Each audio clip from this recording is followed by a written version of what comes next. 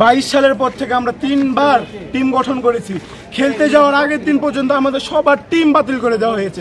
আমাদের প্রত্যেকটা player ready ছিল, খেলার জন্য প্রস্তুত ছিল, এমনকি জিনিসপত্র নিয়ে এসেছে। এরপর আমাদেরকে প্রিন্সিপাল আমাদেরকে খেলার জন্য প্রিন্সিপাল স্যার কোনো সহযোগিতা করে না। আমাদেরকে একটা ফুটবল পর্যন্ত কিনে দেয় না প্রিন্সিপাল স্যার।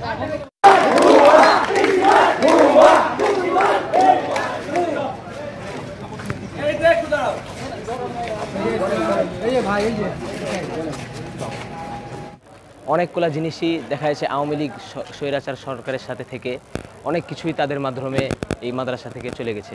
যেমন আমরা দেখা যায় মাদ্রাসার প্রায় 200 বিঘার মতো জমি ছিল, সেখানে আমরা এখন খোঁজ নিয়ে দেখছি 170 বিঘা জমি আছে, বাদবাকি যা সব আত্মসাৎ করে নেওয়া হয়েছে। তার সাথে সাথে আমরা মাদ্রাসার যেই স্টুডেন্টের থাকার জায়গা ছিল ওইখানে 5 লক্ষ টাকা দেওয়া হয়েছিল, কিন্তু তার মধ্যে থেকে শুধু 1.5 লক্ষ টাকা দেওয়া হয়েছে, বাদবাকি সব আত্মসাৎ করা দেওয়া হয়েছে। এইরকম যত ছাত্র শিক্ষকদেরকে নিয়োগ দেওয়া হয় তাদেরকে বলা হয় 1 মাসের বেতন আপনারা আমাদেরকে আগে জমা দিতে হবে। এইভাবে করে যত ঘুষ খাওয়া থেকে নিয়ে যত আছে আওয়ামী লীগ সরকারের সাথে তারা এইভাবে করে প্রত্যেকটি জায়গায় তারা দুর্নীতি করে গেছে। আমরা একটা ইসলামী প্রতিষ্ঠানে গড়ে উঠতে চাই। আমরা কোনো আওয়ামী লীগ সরকার চলে গেছে, তার সাথে সাথে যারা আছে বাদবাকি তারা সকলে চলে যাক, এটা আমাদের এক দাবি।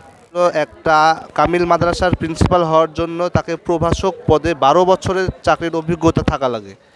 আর এই বিষয়টা সে নিশ্চিত করেনি। তিনি ছিলেন একজন মানে দাখিল মাদ্রাসা, মানে যেটা উচ্চ মাধ্যমিক বলে আর কি, মাধ্যমিক স্কুল যেটাকে বলে, ও একটা দাখিল মাদ্রাসার সহকারী শিক্ষক ছিল। সে সেখানে 3 থেকে 4 বছর চাকরি করেছিল। সে ওই সার্টিফিকেট জালিয়াতি করে এবং ভুয়া সার্টিফিকেট, অভিজ্ঞতার সার্টিফিকেট তৈরি করে সে এই দারুস সালাম কামিল মাদ্রাসায় ওই প্রিন্সিপাল পদে সে সময় জট সরকার থাকার সময় সে এই মাদ্রাসায় নিয়োগপ্রাপ্ত হয়েছিলেন।